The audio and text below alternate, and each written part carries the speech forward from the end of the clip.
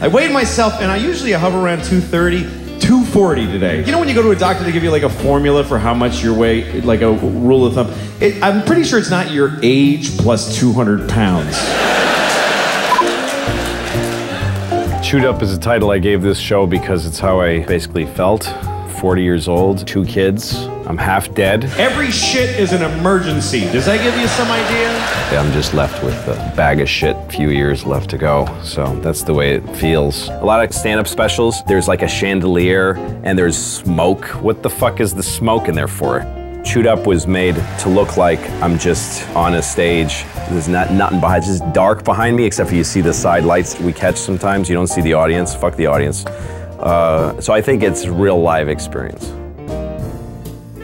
I had a talk once with Jerry Seinfeld, who I used to open for when I was young. He said, I think the F word is like the Corvette of comedy. I left the conversation thinking, oh, so that's cool, the Corvette. Then I realized he drives Porsches, and he thinks a Corvette is a piece of shit. Where I come from, a Corvette is an awesome car, and only faggots drive Porsches. And I don't mean faggot gay, I mean faggot guy in a sweater driving a Porsche.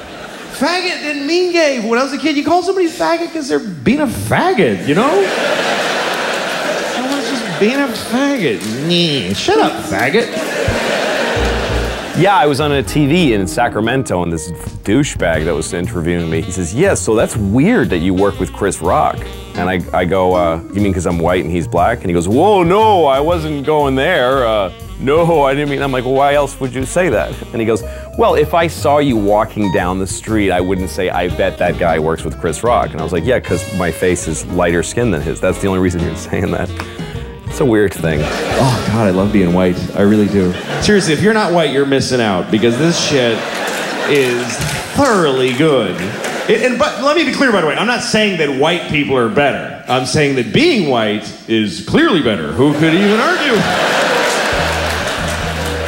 He would start a show with the most audacious, upsetting thing in his act. It's the first thing he would say, and people would go, whoa. I mean, everybody was arguing about abortion in the 70s, and then he comes out and goes, why is it everybody who's against abortion are people you don't want to fuck in the first place?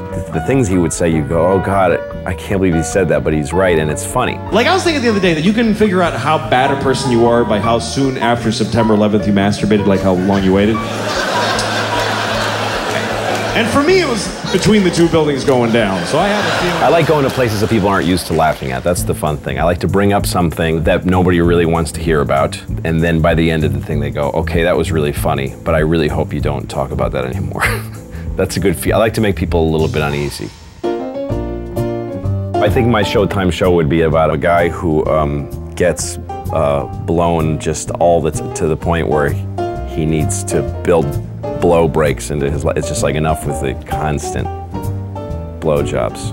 That's the whole show, is the guy trying not to get blown so much.